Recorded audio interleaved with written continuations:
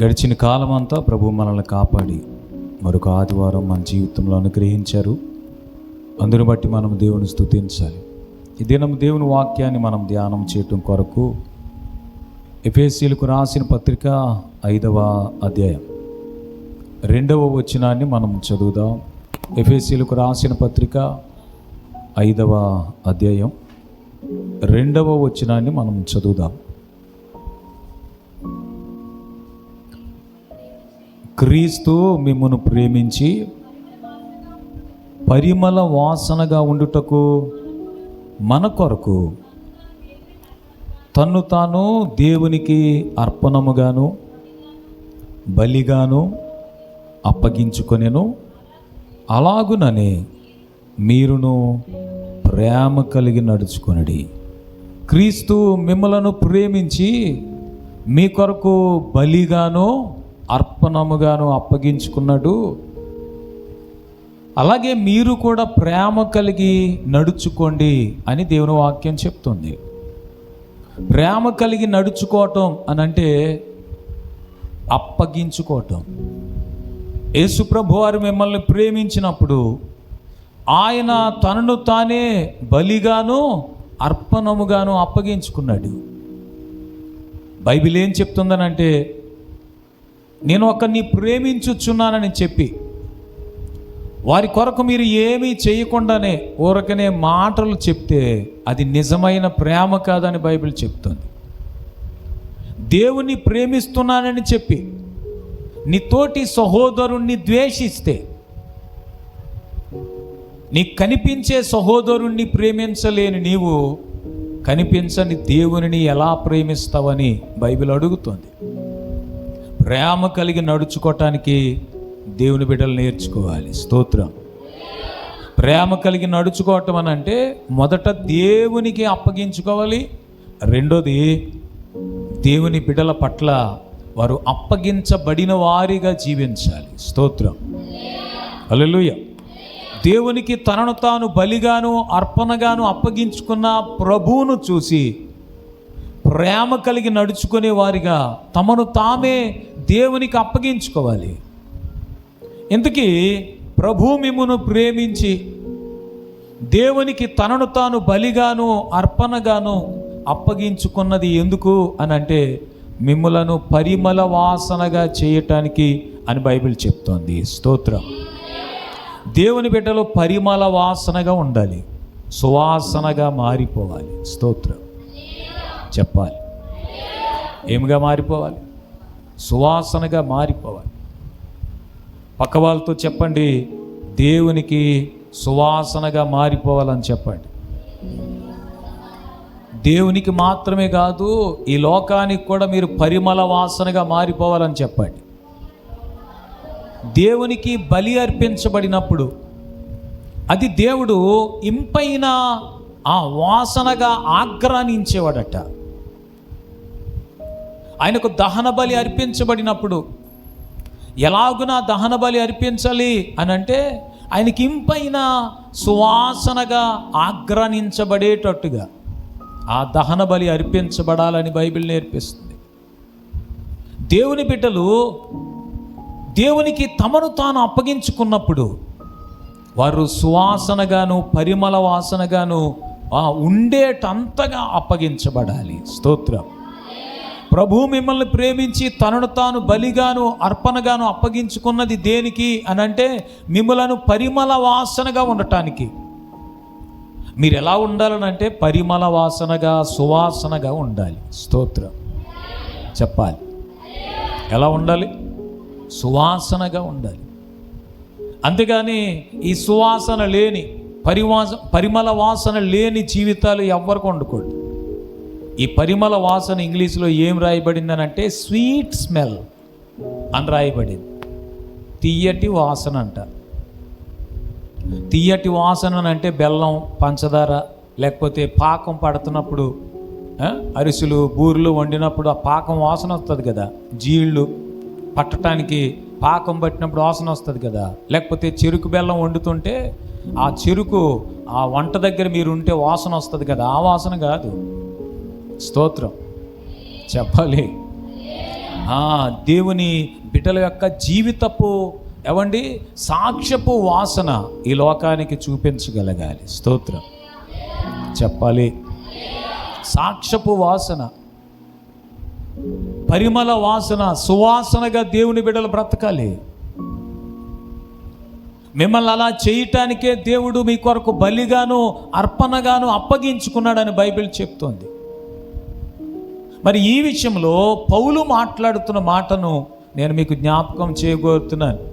కొరింథీయులకు రాసిన 2వ పత్రిక 2వ అధ్యాయం 14 నుంచి కొన్ని మాటలు మనం కిందకు చదువుతుంటే పౌలు గారు అంటాడు, మేము దేవునికి సువాసనగా ఉన్నామని చెప్తున్నాడు. కొరింథీయులకు రాసిన 2వ పత్రిక 2వ అధ్యాయము 14, 15, 16 వచనాలు చదువుదాం. మా ద్వారా ప్రతి స్థలమందు క్రీస్తును గురించిన జ్ఞానం యొక్క సువాసనను కనుపరచటానికి ఆయన యందు మమ్మును ఎల్లప్పుడూ విజయోత్సవముతో ఊరేగించుచున్న దేవునికి స్తోత్రం, స్తోత్రం, హల్లెలూయా. మా ద్వారా మేము దేవునికి క్రీస్తును గురించిన జ్ఞానం యొక్క సువాసనగా ఉండటానికి, మీరు ఎక్కడుంటే అక్కడ దేవుని గురించిన జ్ఞానం యొక్క సువాసనగా ఉండాలి. దాని అర్థం మొట్టమొదట మీకు దేవుని గురించిన జ్ఞానం ఉండాలి. ఆ జ్ఞానముతో మీరు నింపబడి దేవుని గురించిన జ్ఞానం యొక్క సువాసనగా ఉండాలి. మీ మాటలు లోకానికి సువాసనగా ఉండాలి. స్తోత్రం. ఈ మాటలు ఆలకించి ఒకవేళ నోటి యొక్క దుర్వాసన గురించి ఆలోచించారు కనుక, నోటి దుర్వాసన గురించి మాట్లాడట్లే. మీ మాటలు ఎలాగుంటాలంటే బైబిల్ చెప్తుంది, ఉప్పు వేసినట్టుగా రుచికరంగా ఉండాలని చెప్తుంది బైబిల్. క్రీస్తును గురించిన జ్ఞానం యొక్క సువాసన మీరు కనుపరచాలి. అలా కనుపరిచేటట్టుగా పౌలు అంటాడు, మమ్మల్ని ప్రతి స్థలములో ఆయన మమ్మల్ని విజయోత్సవంతో ఊరేగిస్తూ ఉన్నాడు. ఈ సువాసన మేమెక్కడ నిలబడితే అక్కడ ఈ సువాసన వెదజల్లబడతా ఉందని చెప్తున్నాడు పౌలు. స్తోత్రం చెప్పాలి. హల్లెలూయా కాదు, మీరెక్కడ ఉంటే అక్కడ క్రీస్తును గురించిన జ్ఞానం యొక్క సువాసన ఆ స్థలమంతా వ్యాపించాలి. ఏదైనా సెంటు లేక ఏదైనా పెర్ఫ్యూమ్ మీరు పూసుకొని రాసుకొని వెళ్ళినప్పుడు, అబ్బా ఈ వాసన చాలా బాగుంది, ఎవరు ఈ సెంటు కొట్టుకుని వచ్చారని వెతుకుతారు ప్రజలు. అలా క్రీస్తును గురించిన జ్ఞానం యొక్క సువాసన మీ ద్వారా వెల్లడి అయ్యి వెదజల్లబడి ప్రజలు మీ వైపు ఆ సువాసన పీల్చుకునే వారిలాగా ఆశ్చర్యకరంగా చూడాలి. స్తోత్రం. మీ జీవితం, మీ సాక్ష్యం, మీ క్రీస్తును గురించిన జ్ఞానముతో నింపబడిన మీ బ్రతుకు అలా ఉండాలని పౌలు గారి మాటల ద్వారా నేను మీకు తెలియచేస్తూ ఉన్నాను. స్తోత్రం.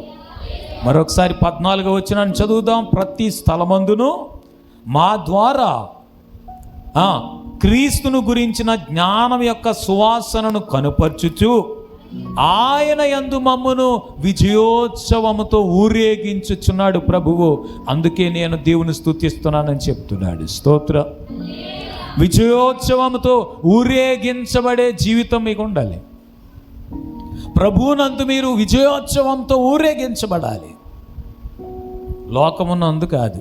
లోకములో మీరు చేసిన గొప్ప కార్యాలు చప్పట్లు కొట్టబడినా కొన్ని రోజులకి జీవితం చప్పగా అయిపోద్ది. ఆ చప్పట్లు తప్పడైపోతాయి. తట్ట కింద కప్పు పెట్టబడిన దానికిలాగా అయిపోతాయి. లోకములో ఒకప్పుడు మెప్పు పొందొచ్చుగాక ఆ తర్వాత ఏ నోటితో నిన్ను పొగిడారో ఆ నోటితోనే నిన్ను తిట్టు పారేసే మనుషులు లోకంలో ఉంటారు. అందుకే నీవు ఎప్పుడు ఎవరి యందు ఊరేగించబడాలనంటే ప్రభువునందు ఊరేగించబడాలి. స్తోత్రం చెప్పాలి మంచిగా. ఎవరి యందు ఊరేగించబడాలి? ప్రభువునందు, ఆయన యందు మమ్మను విజయోత్సవముతో ఊరేగించుచున్న దేవునికి స్తోత్రమని పౌలు చెబుతున్నప్పుడు, పౌలు మిమ్మల్ని ఒక్కసారి మెచ్చుకుంటే ఎప్పటికీ మెచ్చుకుంటూనే ఉంటాడు. ఆయన మిమ్మల్ని ఊరేగించడం మొదలు పెడితే ఎప్పటికీ ఆయన ఊరేగిస్తూనే ఉంటాడు. స్తోత్రం, హల్లెలూయా. వినండి, ప్రతి స్థలమందు ఆయన మమ్మల్ని విజయోత్సవంతో ఊరేగిస్తున్నాడు. దేనికి అనంటే క్రీస్తును గురించిన జ్ఞానం యొక్క సువాసనను మేము వెదజల్లటానికి, కనపరచటానికి. దేవుని బిడ్డగా నీవు ఏ స్థలములో ఉన్నా, స్తోత్రం, ఏ స్థలములో ఉన్నా క్రీస్తును గురించిన జ్ఞానం యొక్క సువాసనను కనుపరచాలి. నీ నుండి ఆ స్థలములో క్రీస్తును గురించిన జ్ఞానమే వెల్లడి అవ్వాలి, ఆ సువాసనే వెల్లడి అవ్వాలి. అలాగూ మమ్మల్ని ప్రభు ఊరేగిస్తూ ఉన్నాడని పౌలు చెబుతూ ఆయన ఇంకా ఏమని మాట్లాడుతున్నాడనంటే 15వ వచనాన్ని మనం చదువుదాం. మేము అందరికీ క్రీస్తు సువాసనగా ఉన్నాం అని చెబుతూ, రక్షింపబడు వారి పట్లను, నశించు వారి పట్లను,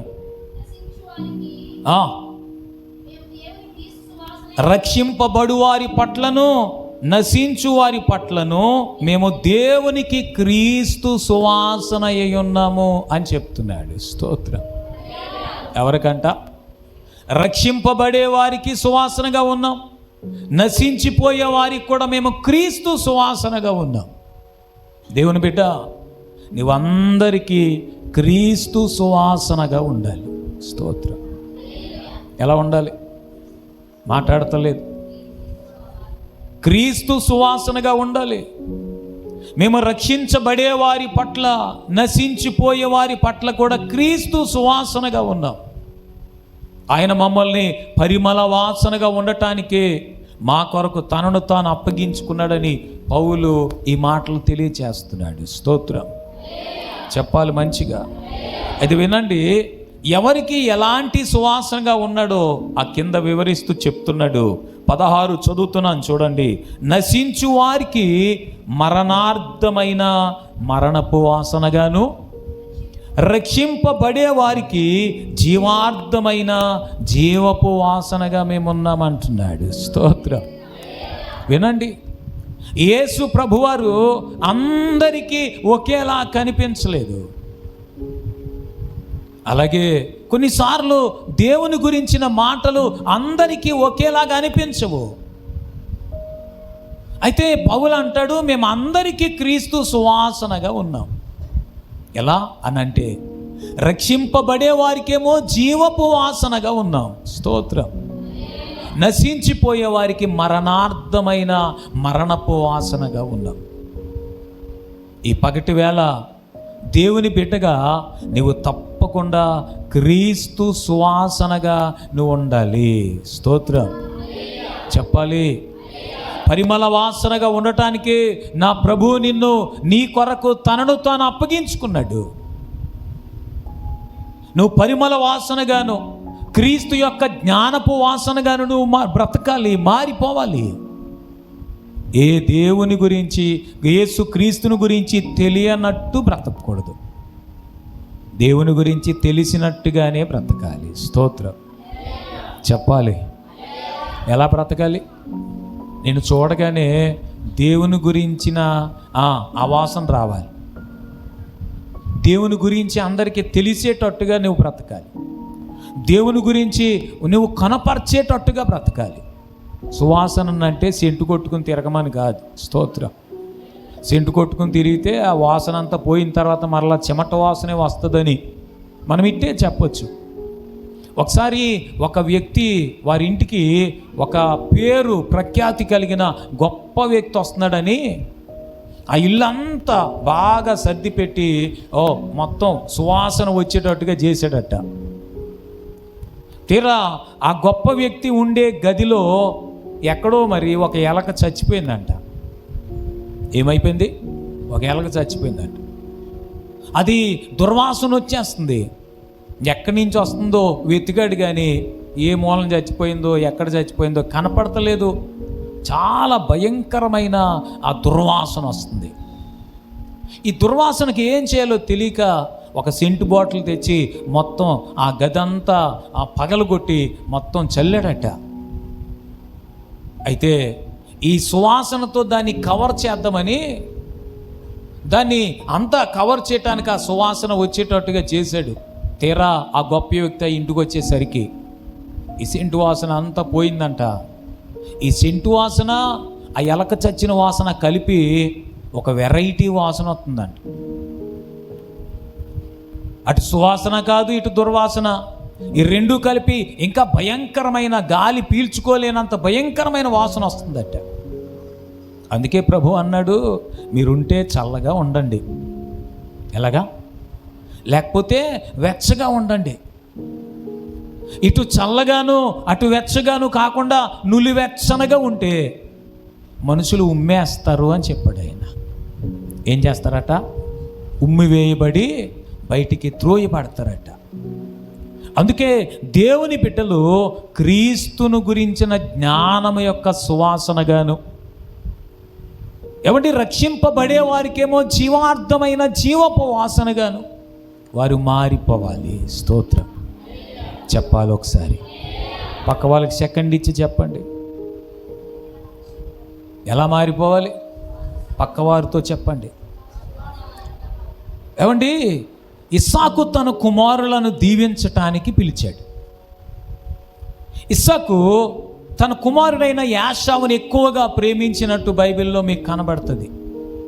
యాకోబేమో తన తల్లి అయిన రెబ్కా దగ్గర ఎక్కువ కాలం గడిపినట్టు కనబడుతుంది. యాషావును పిలిచి అన్నాడట, నా కుమారుడా, నేను నిన్ను ఆశీర్వదిస్తాను, నా కొరకు భోజనం సిద్ధం చేసుకురమ్మని చెప్తే యాషావు వేటాడడానికి అడవిలోనికి వెళ్ళిపోయాడని మీరు చదువుతారు. ఈ మాట విని రెబ్కా తన కుమారుడైన యాకోబుతో అంటది, నీ తండ్రి నీ అన్నయ్యని యాషావును ఆశీర్వదించుకోరుతూ ఉన్నాడు.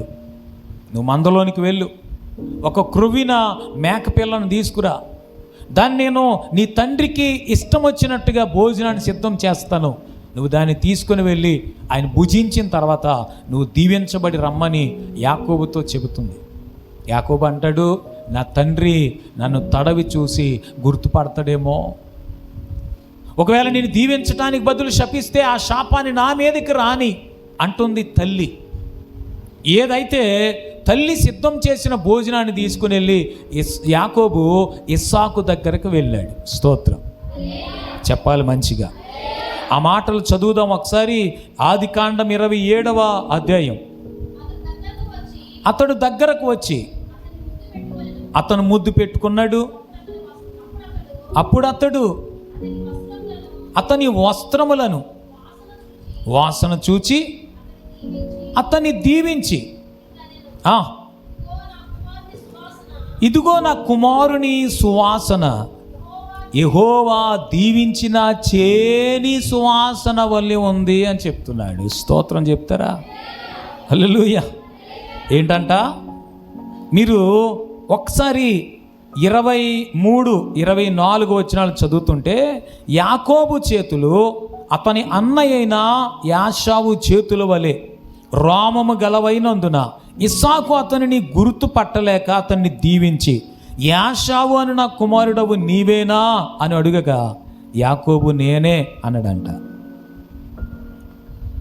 మీరు ఆ తర్వాత చూస్తే అంటాడు, నీ స్వరమేమో యాకోబులాగా ఉంది. 22లో అంటున్నాడు, యాకోబు తన తండ్రి అయిన ఇస్సాకు దగ్గరకు వచ్చినప్పుడు అతడు అతని తడవు చూచి, స్వరము యాకోబు స్వరము కానీ చేతులు యాషావు చేతులే అన్నాడు. స్వరము యాకోబు స్వరం. ఈ మాట వినండి. యాకోబును ఇస్సాకు గుర్తుపట్టలేదా అని అంటే స్వరాన్ని గుర్తుపట్టొచ్చు. నువ్వు నా కుమారుడైన యాషావేనా అని అంటే యాకోబు అంటాడు, నీ కుమారుడైన యాషావునే. స్వరము యాకోబు స్వరమే కానీ చేతులు తడివి చూసినప్పుడు యాషావు చేతుల్లా ఉన్నాయి. ఎందుకనంటే తన తల్లి రిబ్కా యాకోబును అలా సిద్ధం చేసింది, రెడీ చేసింది. అయితే నేను నిన్ను ఆశీర్వదిస్తాను రమ్మని పిలిచినప్పుడు యాకోబును అతని వస్త్రాల్ని ఇస్సాకు వాసన చూశాడంట. స్తోత్రం చెప్పాలి. ఏం చేశాడంట? వస్త్రాలు వాసన చూశాడంట.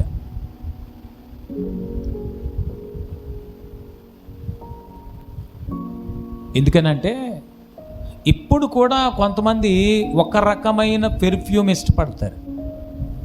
ఒకవేళ అతని వస్త్రాలు, యాషావు వస్త్రాలు ఏ వాసన వస్తాయో ఇస్సాకుకు బాగా ఎరుక అయ్యుండొచ్చు, బాగా తెలిసి ఉండొచ్చు. యాకోబు వస్త్రాలు ఏ వాసన వస్తాయో అవి కూడా ఇస్సాకుకు తెలిసి ఉండొచ్చు. అందుకనే ఈ యాకోబు వస్త్రాలు వాసన చూసినప్పుడు ఇస్సాకు అంటున్నాడు, నా కుమారుని యొక్క వాసన యెహోవా దీవించిన చేని సువాసనలాగా ఉంది అంటున్నాడు. స్తోత్రం.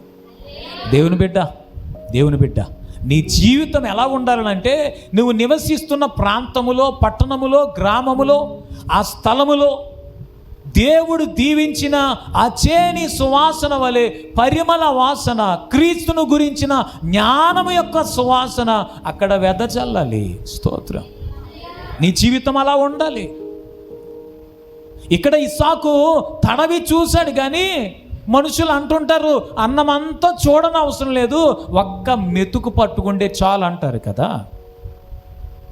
నీ బ్రతుకంతా గమనించవలసిన అవసరం లేదు, నీ మాటలు వింటే చాలు సువాసనగా, క్రీస్తును గురించిన జ్ఞానం యొక్క సువాసనగా ఉన్నాయో, లేక క్రీస్తు అంటే ఎవరో తెలియనట్టుగా ఉన్నాయో చెప్పటానికి నీ మాటలు చాలు. ఎందుకనంటే పేతురు ఆ చలి కాచుకుంటున్న వారి దగ్గర కూర్చుని ఉన్నప్పుడు ఆ చిన్న బిడ్డ వచ్చి అడుగుతుంది, నీవు కూడా ఆయనతో ఉన్నవాడవే కదా అని అంటే పేతురు అంటాడు, యేసు ప్రభు ఎవరో నాకు తెలియదు, కానీ అక్కడ ఉన్నవారు అంటారు నీ పలుకు నిన్ను గురించి సాక్ష్యం చెప్తుందని చెప్తున్నాడు. స్తోత్రం చెప్పాలి. మందిరములో కూర్చుని మీరు నేను హల్లెలూయా అన్నది క్రీస్తును గురించిన జ్ఞానం యొక్క సువాసన కాదు. ఎందుకనంటే మందిరానికి వచ్చేది అందరూ యేసు ప్రభు బిడ్డలే వస్తారు. మందిరానికి వచ్చేది అందరూ తెల్లని వస్త్రాలు ధరించిన వారు వస్తారు. మందిరానికి వచ్చేది అందరూ బైబిల్ పట్టుకున్న వారు వస్తారు. మరి నిజమైన సువాసన ఎక్కడా? ఇంట్లో సువాసన వస్తుంది. ఎందుకనంటే ఇంట్లో సెంటు బాటిల్ ఉంటుంది కనుక. స్తోత్రం చెప్పాలి. ఇంట్లో ఏమొస్తుంది? సెంటు వాసన వస్తుంది. కారణం ఇంట్లో ఆ సెంటు బాటిలే ఉంటుంది. వాసన సరిపోకపోతే మరలా కొట్టుకోవచ్చు. ఇల్లు దాటి బయటికి వెళ్ళిన తర్వాత కూడా ఆ సువాసన ఉండాలి. స్తోత్రం. మందిరములో ఉన్నప్పుడు హల్లెలూయా, స్తోత్రము, ప్రార్థన, పాటలు, ఆరాధన, వాక్యము ఇవన్నీ ఉంటాయి. అందరితో కలిసి నీవు నేను చేసేది అదే. కానీ బయట నువ్వు జీవించే జీవితం సువాసన భరితంగా మారిపోవాలి. స్తోత్రం. నిన్ను చూసిన వారు, నీ మాటలు వింటున్నవారు, నిన్ను గమనిస్తున్నవారు క్రీస్తును గురించిన జ్ఞానం యొక్క సువాసన, రక్షణార్థమైన జీవపు వాసన నీ నుండి వారు ఆగ్రహించగలగాలి. స్తోత్రం. ఇస్సాకు చెప్పినట్టుగా చెప్పాలి, నా కుమారుని యొక్క వాసన యెహోవా దీవించిన చేని సువాసన వలె ఉందని ఇస్సాకు చెప్పినట్టుగా చెప్పగలగాలి. స్తోత్రం చెప్తామా? మంచిగా చెప్తారా? హల్లెలూయా. కొంతమంది వారి జీవితం ద్వారా ఒక విధమైన స్మెల్ను బయటికి పంపిస్తూ ఉంటారంట. హల్లెలూయా. చెరుకు ఫ్యాక్టరీ ఉందనుకోండి మీ దగ్గరలో, వారు ఏం చేస్తారనంటే ఆ చెరుకును బాగా పిప్పిగా చేసి రసం తీసి పంచదార తయారవటానికి దాంట్లో ఆ మొలాసను కలుపుతారు. ఆ వదిలిపెట్టిన ఆ వేస్ట్ ఎంత దుర్వాసన వస్తుందో తెలియదు. దేవుని సన్నిధికి వచ్చిన తర్వాత దేవుని వాక్యాన్ని విన్న నీవు, దేవుని వాక్యాన్ని నీ జీవితంలో అన్వయించుకుంటున్న నీవు లోకములోనికి వెళ్ళినప్పుడు నువ్వు వదిలిపెట్టేది సువాసన భరితంగా ఉండాలి. నీ ప్రవర్తన, నీ పరిస్థితులు, నీ గృహము, నీ చుట్టూ ఉన్న మనుషులు, ఆ పరిస్థితులన్నీ ఎలా మారిపోవాలంటే క్రీస్తును గురించిన జ్ఞానం యొక్క సువాసనగాను, పరిమళ వాసనగాను మారిపోవాలి. స్తోత్రం. మొట్టమొదట నీ ఇల్లు పరిమళ వాసన భరితంగా అయిపోవాలి. స్తోత్రం. నీవున్న చోట సమాధానం ఉండాలి, నీవున్న చోట సంతోషం ఉండాలి, నీవున్న చోట నీ మాటలు రుచికరంగా ఉండాలి. నీ కుటుంబంలో నిన్ను కోరుకునేటంతగా నీవు అంత సువాసన భరితంగా నీ జీవితం ఉండాలి. స్తోత్రం.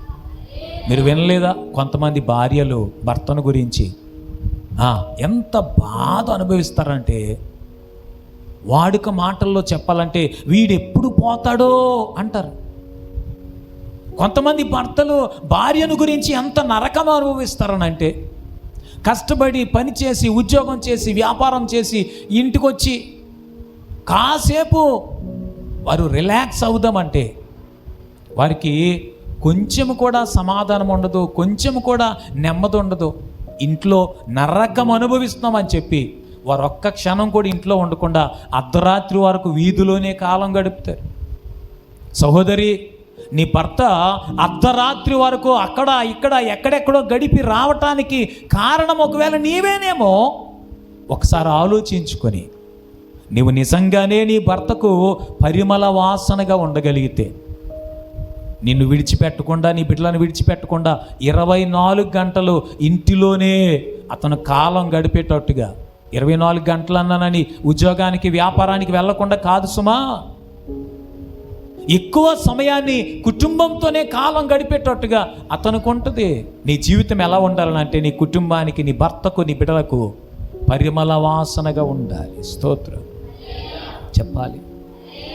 మొట్టమొదట కుటుంబం, ఆ తర్వాతే సంఘం. స్తోత్రం. మొట్టమొదట కుటుంబం, ఆ తర్వాతే బంధువులు, స్నేహితులు, ఆప్తులు, సమాజము, ఉద్యోగం, వ్యాపారం, ఇవన్నీ తర్వాత. కొంతమందికి బయటేమో మంచి పేరు ఉంటుందండి. ఎందుకనంటే కనిపించిన వాళ్ళందరినీ ఆ షాప్కి, ఈ షాప్కి, ఆ హోటల్కి, ఈ హోటల్కి తెగ తీసుకుని వెళ్ళిపోతారు. బయట ఫ్రెండ్స్ ఎక్కువ. ఇంటికి వచ్చేసరికి ఏగల మోత వచ్చేస్తుంటుంది. బయటేమో పల్లకీల మోత. అందరూ ఫ్రెండ్సే. కారణం ఏంటనంటే జేబులో రూపాయి ఉంటే చాలు, వాళ్ళని తీసుకుని వెళ్ళి వాళ్ళకి తెగ పార్టీలు చేసేస్తారు. బయట పల్లకీల మోత, ఇంట్లోనేమో ఏగల మోత. భార్య తిన్నదా, బిడ్డలు తిన్నారా, ఇంట్లో ఏముందో లేదో ఏమీ ఆలోచించరు. స్తోత్రం చెప్పాలి. నిజంగానే ఒక భార్య భర్తను గురించి ఏం చెప్పగలగలనంటే అన్నీ ఆయనే చూసుకుంటారని చెప్పాలి. స్తోత్రం. మాకే కొదువ రాకుండా అన్నీ ఆయనే చూసుకుంటారండి. అది సువాసన అంటే. ఒక భర్త భార్యను గురించి ఏం చెప్పాలనంటే, ఇంటికి వస్తే నా మనసు ప్రశాంతంగా ఉంటుంది పాస్టర్ గారు అని చెప్పాలి. స్తోత్రం. ఇంటికి వెళ్తే నాకు నిద్ర పట్టనివ్వరండి, ఎక్కడ లేని తలనొప్పండి, అస్సలు మనశ్శాంతి ఉండనివ్వరండి. అందుకే నేను ఇంటి దగ్గర కంటే నేను బయటే ఎక్కువ కాలం గడపడానికి అక్కడ ఇక్కడ కొంతమంది ఆ ఊరు సెంటర్లో కూర్చొని ఉంటారు, ఇంకెప్పుడు అక్కడే కూర్చుంటారు. కారణం ఏంటో, నిజంగా ఇంటి దగ్గర సంతోషం ఉంటే వీధుల్లో రోడ్లంట గడపాల్సిన అవసరం రాదు కదా. దేవుని బిడ్డ, మీరెవరైనా సరే మీ కుటుంబానికి మీరు పరిమళ వాసనగా ఉండాలి. స్తోత్రం చెప్పాలి. చేతులెత్తి మంచిగా చెప్పాలి. నువ్వు భర్తవైనా, భార్యవైనా, బిడ్డవైనా, లేక నీవు అత్తవైనా, అమ్మవైనా, ఎవ్వరివైనా నీ కుటుంబానికి నీవు పరిమళ వాసనగా ఉండాలి. స్తోత్రం చెప్పాలి మంచిగా. సంఘములో కూడా నీవు క్రీస్తును గురించిన జ్ఞానపు వాసనగా ఉండాలి, రక్షణార్థమైన జీవపు వాసనగా ఉండాలి. స్తోత్రం చెప్పాలి మంచిగా. సంఘములో నీవు ఉన్నందుకు సంతోషించాలి. సంఘములో నీవు ఉన్నందుకు ఏం చేయాలి? సంతోషించాలి. మొట్టమొదట దైవ సేవకుడు సంతోషించాలి నిన్ను బట్టి. ఎవరు సంతోషించాలి? నీవు సంఘములో ఉన్నందుకు సంఘ కాపరి సంతోషించాలి. బైబిల్ అలాగే చెప్తుంది. హెబ్రీయులకు రాసిన పత్రిక 13వ అధ్యాయం. హెబ్రీయులకు రాసిన పత్రిక 13వ అధ్యాయం.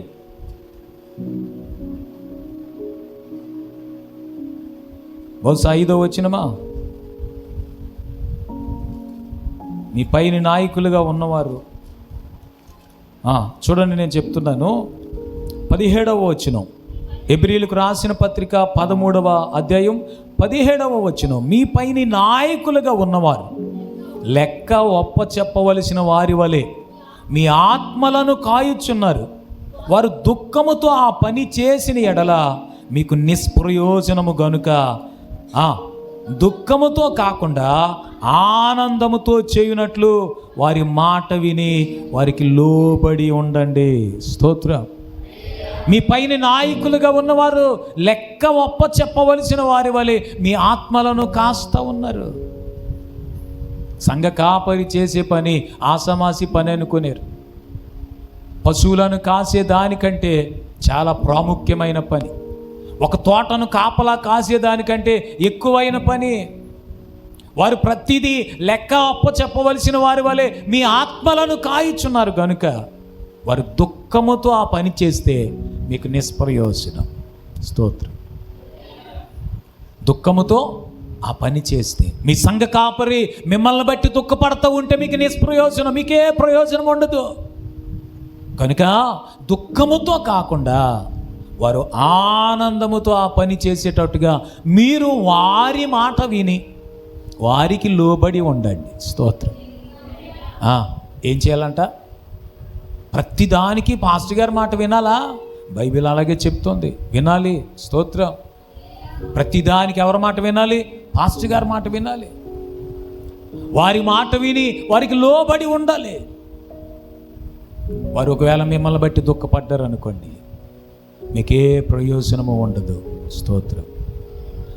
సంఘ కాపరి ఆనందముతో సేవ చేసేటట్టుగా మీరేం చేయాలనంటే వారికి మీరు సువాసనగా ఉండాలి. స్తోత్రం. పరిమళ వాసనగా ఉండాలి. మీరు సంఘములో ఉన్నందుకు సంఘము సంతోషించాలి.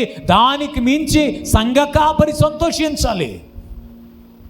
సంఘ కాపరి ఆనందంతో సేవ చేయగలిగేటట్టుగా సంఘములో మీరు ఎలా ఉండాలంటే పరిమళ వాసనగా ఉండాలి. స్తోత్రం చెప్పగలరా? మంచిగా చెబుతారా? సంఘములో ఎలా ఉండాలి? మీరు పరిమళ వాసనగా, సువాసనగా, జీవపు వాసనగా ఉండాలి. మరణపు వాసనగా ఉండకూడదు. జీవపు వాసన అయితేనే ప్రభువునందు నా ప్రభువు మిమ్మల్ని ఏం చేస్తాడనంటే విజయోత్సవంతో ఊరేగిస్తాడు. స్తోత్రం. చెప్తారా మంచిగా? విజయోత్సవంతో ప్రభు ఏం చేస్తాడు? మిమ్మల్ని ఊరేగిస్తాడు. ఇక్కడ కొంతమంది మీకు కనిపిస్తారు. వారు ఎలాంటి వాసనగా ఉన్నారో ఒకసారి మనం చదువుదాం. చూడండి, మత్తయి సువార్త 23వ అధ్యాయం 25వ వచనాన్ని చదవండి. మొదట మత్తయి సువార్త 23వ అధ్యాయం. అయ్యో వేషధారులైన శాస్త్రులారా, పరిసయ్యులారా, మీరు గిన్నెను పల్లెమును వెలుపట శుద్ధి చేస్తారు, కానీ అది లోపల దోపుతోనూ అజితేంద్రియత్వముతోనూ నిండిపోయి ఉంది. గిన్నె పల్లెము వెలుపల శుద్ధి అయ్యేటట్టుగా ముందు వాటి లోపల శుద్ధి చేయి. ఇంకా చదవాలి 27 వరకు. అయ్యో వేషధారులైన శాస్త్రులారా, పరిసయ్యులారా, మీరు సున్నము కొట్టిన సమాధులను పోలి ఉన్నారు. అవి వెలుపల శృంగారముగా కనబడతాయి, కానీ లోపల చచ్చిన వారి ఎముకలతోనూ సమస్తమైన కల్మషముతోనూ నిండిపోయి ఉంటాయి. దేవుని బిడ్డలు ఎప్పుడు అలా ఉండకూడదని ఈ మాటలు ప్రభువు చెప్తున్నారు. స్తోత్రం. గిన్నె అది శుద్ధి అయ్యేటట్టుగా మొదట లోపల శుద్ధి చేయాలి. నేను నోరేదైనా మాట్లాడుతున్నానంటే హృదయంలో ఏది ఉంటే అదే మాట్లాడుతుందని బైబిల్ చెప్తుంది. స్తోత్రం. చెప్పాలి మంచిగా. ఏంటది? నీ నోరు ఏదైనా మాట్లాడుతుంది అని అంటే నీ హృదయంలో అది నిండిపోయి ఉంది కనుక. సువాసన భరితమైన, పరిమళ వాసన భరితమైన మాటలు రావట్లేదు అనంటే లోపల శుద్ధి అవ్వలేదు అంటాడు. ముందు లోపల శుద్ధి చేయమని చెప్తున్నాడు. స్తోత్రం. చెప్పాలి చేతులు ఎత్తి. ఎక్కడ శుద్ధి చేయాలి? లోపల శుద్ధి చేయాలి. గిన్నె వెలుపల మాత్రమే శుద్ధి చేస్తున్నారు, కానీ లోపల అది అజితేంద్రియత్వంతో దోపుతో నిండిపోయి ఉంది. అది కుళ్ళు వాసన వస్తుంది, దుర్వాసన వస్తుందని ప్రభు చెప్తున్నారు. ఒకవేళ పైకి బాగా అందంగా అలంకరించబడిన సున్నము కొట్టిన సమాధిలాగా ఉంటే ఏదో ఒక రోజున లోపల ఉన్న కంపు బయటకు వచ్చేస్తుంది. స్తోత్రం చెప్పండి ఒకసారి, చెప్పాలి మంచిగా. ఏం చేస్తుంది? లోపల ఉన్న కంపు బయటకు వస్తుంది. ఆ లోపల ఏముంది అని అంటే చచ్చిన వారి ఎముకలు, సమస్తమైన కల్మషం. ఈ లోపల సమస్తమైన కల్మషాన్ని చచ్చిన వారి ఎముకలతో కూడిన ఆ కుళ్ళు కంపును పెట్టుకొని ఒకవేళ పైకి అందంగా కనబడడానికి, అందంగా కనిపించడానికి ఎంత ఏంటిది మేనేజ్ చేసినా, ఎంత జాగ్రత్త పడినా ఏదో ఒక రోజున నిజస్వరూపం బయటికి వచ్చేస్తుంది. దేవుని బిడ్డలు అలా వేషం వేసుకొని వేషధారుల్లా ఉండకూడదని నా ప్రభువు చెప్తున్నాడు. స్తోత్రం. ఇక్కడ అదే కదా, అయ్యో వేషధారులైన శాస్త్రులారా, పరిసయ్యులారా, మీరు లోపలేమో చచ్చిన వారి ఎముకల వలె సమస్తమైన కల్మషం ఉంది, పైకి మాత్రం సున్నం కొట్టేసుకుని అందంగా కనబడుతున్నారు. లోపల ఒకటి బయట ఒకటి ఉండకూడదు. స్తోత్రం చెప్పాలి మంచిగా. నిజంగానే లోపల మంచి అభిప్రాయం ఉందనుకోండి, బయటకు కూడా ఏం కనబడుతుంది? అదే కనబడుతుంది. హల్లెలూయా. ఇప్పుడు భర్త మీద కోపం ఉందనుకోండి, భోజనం పెట్టేటప్పుడు ఎలా పెడతారు అనుకున్నారు? భార్య ఎలా పెడతారు? దగ్గర కూర్చొని కొంచెం వడ్డించుకో, ఇంకొంచెం తిను, నీ కోసం చాలా రుచికరంగా నేనే వండాను అంటారా? అదిగో అక్కడ తిను, వచ్చావా, రేయ్ మీ నాన్న వచ్చాడు, నీళ్ళంటివి. తెలుసా, నిజంగా ప్రేమ ఉందనుకోండి, ఎంత పని ఉన్నా ఆ పనిలో నుంచి లేచి వచ్చి చేతులు కడుక్కొని అతన్ని పరిగెత్తుకొని వెళ్ళి ఎదుర్కొని కాళ్ళకు నీళ్ళు ఇచ్చి, త్రాగడానికి మంచి నీళ్ళు ఇచ్చి, ఏమండి భోజనం వడ్డించేటప్పుడు కూడా దగ్గర కూర్చుని ప్రేమగా వడ్డించే భార్యలను మీరు చూడలేదు అనుకుంటా. అందుకే మీరు అలా చేయరు అనుకుంటా. మీ జీవితంలో మీకు ఇక రాదనుకుంటా, మీ చేత కాదు అనుకుంటా, మీకు ఎప్పుడు ఎలాంటి మాటలు వస్తాయి అనుకుంటా. అదిగో అక్కడ ఉంది, వచ్చావా, కూర్చో, ఇప్పుడు వరకు ఎక్కడికి వెళ్ళావు, చాలా ప్రేమ కలిగిన మాటలు కదా. ఎందుకది అని అంటే లోపల నిజమైన ప్రేమ లేదు. బైబిల్ చెప్తుంది, క్రీస్తు మిమ్మల్ని పరిమళ వాసనగా ఉండటానికి, ఏం చేయడానికి? పరిమళ వాసనగా ఉండటానికి మీ కొరకు దేవునికి తనను తాను బలిగాను అర్పణగాను అప్పగించుకున్నాడు. మీరు ప్రేమ కలిగి నడుచుకోవాలని. స్తోత్రం. ఈ మాటలన్నిటినీ కూడగట్టి ముద్ద చేసి మీకు పెట్టాలనంటే ప్రేమ కలిగి నడుచుకోవటమే సువాసన. స్తోత్రం చెప్పాలి ఒకసారి మంచిగా. నీ భర్తతో నువ్వు ప్రేమగా నడుచుకోవాలి, నీ భార్యతో నువ్వు ప్రేమగా నడుచుకోవాలి.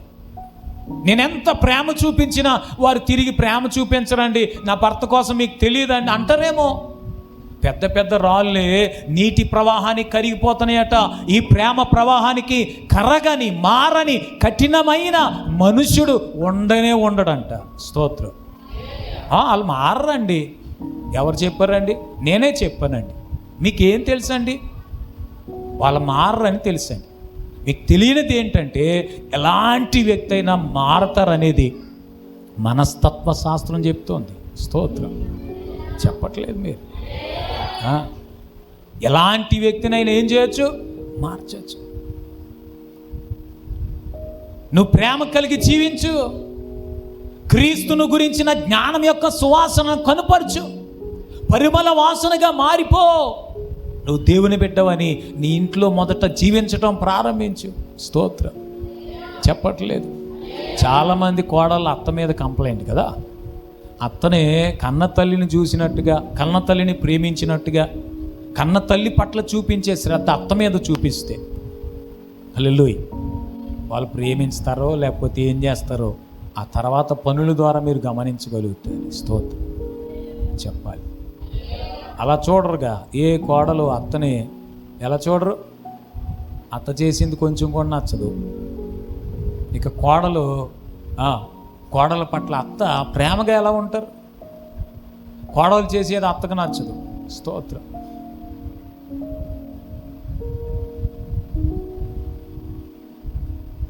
మీరు ఎలా ఉండాలి అని అంటే సున్నము కొట్టిన సమాధుల్లాగా ఉండకూడదని బైబిల్ చెప్తుంది. స్తోత్రం. సంఘములోనూ అలా ఉండకూడదు, కుటుంబంలో కూడా అలా ఉండకూడదు. స్తోత్రం. కుటుంబంలో అలా ఉండకూడదు. ఒకరి పట్ల ఒకరికి ద్వేషం పెట్టేసుకుని, ఏం పెట్టేసుకుని? ద్వేషం పెట్టేసుకుని, కోపం పెట్టేసుకుని ఎంతకాలం బతుకుతారు భార్య భర్తలు ప్రేమ లేకుండా? స్తోత్రం. చెప్పాలి మంచిగా. ఎంతకాలం బతుకుతారు కదా? ఎక్కువ మంది భార్యల నోట వింటుంటాం, ఈడెప్పుడు పోతాడో ఏంటంట. ఎంతోమంది అండి నిజంగా వాళ్ళు బాధ పెడుతున్నారు. నిజమే, నువ్వు దేవుని బిడ్డవు కదా, నువ్వు ప్రేమ చూపించు, క్రీస్తుని గురించిన జ్ఞానం యొక్క సువాసనను కనుపరచు. నేను ఎప్పుడో చదివాను ఒక సంగతి, ఒక దైవ సేవకుడు రాస్తే, ఆ భార్య చాలా గయ్యాలంట. గయ్యాలి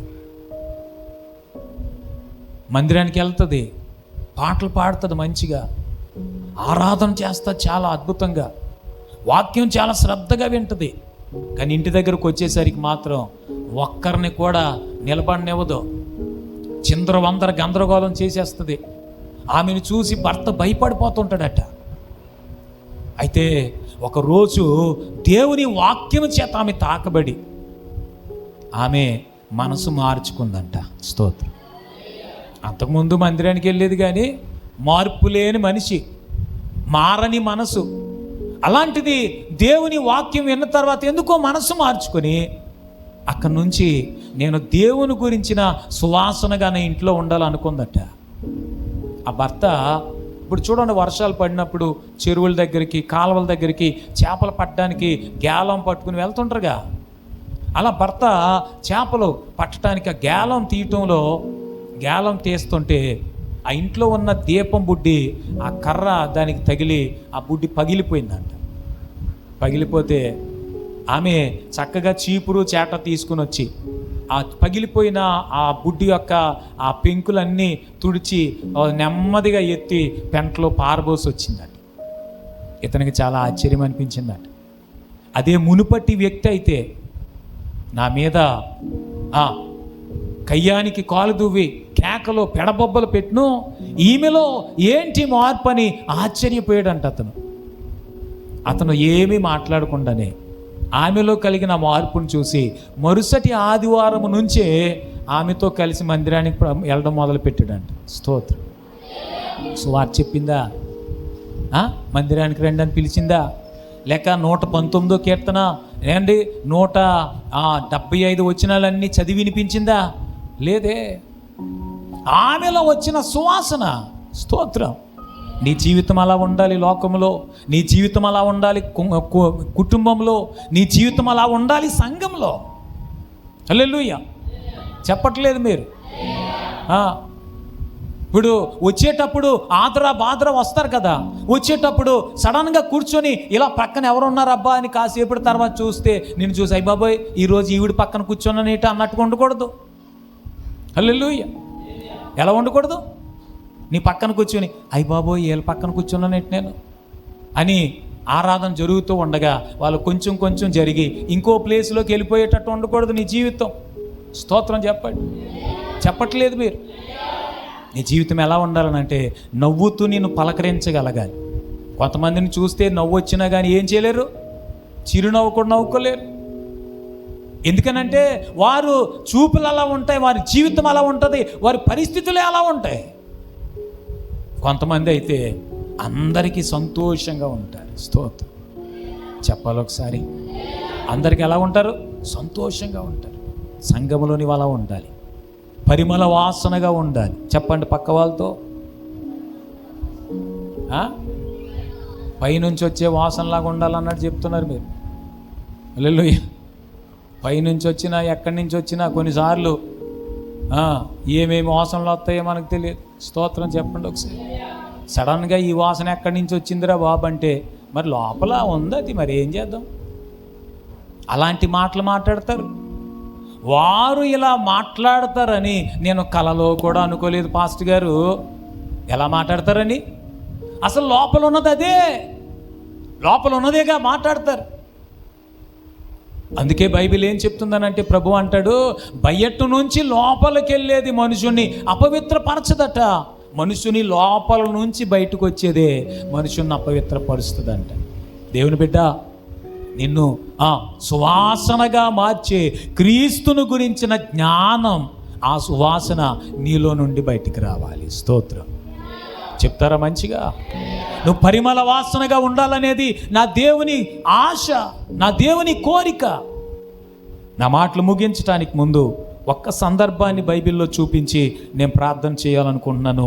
మార్కు సువార్త 14వ అధ్యాయం. మార్కు సువార్త 14వ అధ్యాయం మొదటి నుంచి కొన్ని మాటలు చదువుదాం. 2 దినములైన పిమ్మట పస్కా పండుగ అనగా పులియని రొట్టెల పండుగ వచ్చెను. అప్పుడు ప్రధాన యాజకులను శాస్త్రులను మాయోపాయము చేత ఆయనను ఎలాగు పట్టుకొని చంపుదుమా అని ఆలోచించుకొని చుండిరి. కానీ ప్రజలలో అల్లరి కలుగునేమో అని పండుగలో వద్దని చెప్పుకున్నారు. ఆయన బేతనియలో కుష్ఠరోగి అయిన సీమోని ఇంట భోజనమునకు కూర్చుండి ఉన్నప్పుడు ఒక స్త్రీ మిక్కిలి విలువగల అచ్చ జటామాంసి అత్తరు బుడ్డి తీసుకుని వచ్చి ఆ అత్తరు బుడ్డి పగులగొట్టి ఆ అత్తరు ఆయన తల మీద పోసెను. అయితే కొందరు కోపపడి, ఈ అత్తరు ఇలాగు నష్టపరచనేలా, ఈ అత్తరు 300 దేనారముల కంటే ఎక్కువ వెలకమ్మి బేదలకు ఇయ్యవచ్చునని చెప్పి ఆమెను గూర్చి సనుక్కొండ్రి. అందుకు యేసు ఇట్లా, నేను ఈమె జోలికి పోకుడి, ఈమెనెందుకు తొందర పెడుతున్నారు? ఈమె నా ఎడల మంచి కార్యము చేసింది. బీదలు ఎల్లప్పుడూ మీతోనే ఉంటారు, నీకు ఇష్టమైనప్పుడెల్లా వారికి మేలు చేయొచ్చు, నేను ఎల్లప్పుడూ మీతో ఉండను. ఈమె తన శక్తి కొలది చేసి నా భూస్థాపన నిమిత్తం నా శరీరమును ముందుగా అభిషేకించెను. ఆ తర్వాత చదివితే, సర్వలోకములో ఎక్కడ ఈ సువార్త ప్రకటింపబడునో అక్కడ ఈమె చేసినదియు జ్ఞాపకార్థముగా ప్రశంసించబడునని మీతో నిశ్చయముగా చెప్పుచున్నానన్నాడు ఆయన. స్తోత్రం. కుష్ఠరోగి ఇల్లు, కుష్ఠరోగులు ఉన్న ఆ స్థలము కానీ ఆ గృహం కానీ మంచి వాసన అయితే రాదు. కుష్ఠరోగం దేనికి సూచన అంటే పాపానికి సూచన. పాపపు బ్రతుకు సువాసన భరితంగా ఎప్పటికీ ఉండలేదు. పాపం అంటే ఏంటి? మీరు అనుకుంటున్న భయంకరమైన కార్యాలు మాత్రమే పాపం కాదు. మంచి సాక్ష్యం లేకుండా జీవించడం కూడా పాపమే. వారి మీద వీరి మీద ఇంకెప్పుడు గొడవలాడుతూ, భర్త మీద పిల్లల మీద కేకలు. స్తోత్రం. ఒక యవనస్తురాలిని నేను 2-3 సార్లు అడిగాను, బాప్తిజం తీసుకోవచ్చు కదా అంటే, అంటారు, ముందు బాప్తిజం పొందిన వాళ్ళు సరిగా ఉంటే పాస్టర్ గారు అప్పుడు బాప్తిజం తీసుకుంటానంట అన్నారు. ఇంతకీ ఏంటనుకుంటున్నారు? అమ్మ నాన్న గురించిన సంగతులు. స్తోత్రం. చెప్పట్లేదు మీరు. ఏమండి, ఒక దగ్గర నేను చదివాను, పిల్లలు తల్లిదండ్రులు పెద్దవారు అయిపోయాక, వృద్ధులు అయిపోయాక వారిని చూడట్లేదు, పట్టించుకోవట్లేదు అని తెగ బాధపడే లోకం కదా ఇది. ఇంతకీ మీరు వృద్ధులైపోయాక, పెద్దవారు అయిపోయాక మిమ్మల్ని వారు చూచి పట్టించుకొని మీ గురించి జాగ్రత్త తీసుకోవాలంటే పిల్లల్ని సంస్కారవంతులుగా చిన్నప్పటి నుంచి వారికి అన్నీ నేర్పించాలి. స్తోత్రం. వారికి నేర్పించాలంటే కేవలం చెప్తే సరిపోదు. నీవు నీకంటే ముందున్న పెద్దవారిని బాగా చూడడం, వారు చూస్తే, వారితో ప్రేమగా మాట్లాడడం వారు చూస్తే, వారిని తిట్టుకుంటాం, చిరాకు పడడం, వారికి భోజనం పెట్టినప్పుడు ఈసురులు కసులు చూస్తే అవే స్టాంప్ అయిపోయి ముద్ర పడిపోయి ఉంటాయి. అప్పుడు నీ పిల్లలు కూడా, నువ్వు పెద్దదానుగా పెద్దవాడుగా అయిపోయిన తర్వాత నీ పిల్లలు కూడా నీ మీద ఇసురులు కసుర్లు చీదరించుకోవటం. నీకు భోజనం పెట్టాలంటే ప్లేట్ను కాలుతో తన్నినా ఆశ్చర్యపడిన అవసరం లేదు. ఎందుకనంటే ఒకప్పుడు నువ్వు తన్నింది ప్రింట్ అయిపోయింది, జిరాక్స్ తీస్తే అదే వస్తుంది. హల్లెలూయా. నీ ఇంట్లో నీవు పరిమళ వాసనగా ఉంటే కొన్నిసార్లు నువ్వేమీ చెప్పనవసరం లేకుండా ఆ కుష్ఠరోగి ఇంట్లో అత్తరబుడ్డి పగలగొట్టింది ఆ స్త్రీ. ఆ ఇల్లంతా సువాసనగా మారిపోయిందండి. స్తోత్రం. ఆ సువాసన ఇష్టం లేని పాపములో జీవిస్తున్న వారికి సువాసన భరితమైన ఏమండి దేవునికి ఇష్టమైన జీవితం జీవించడం ఇష్టం ఉండదు. దేవుని వాక్యానుసారంగా బ్రతకడం ఇష్టం ఉండదు. కోపతాపాలు లేని ఏమండి సమాధానకరమైన సంతోషకరమైన జీవితం ఇష్టం ఉండదు.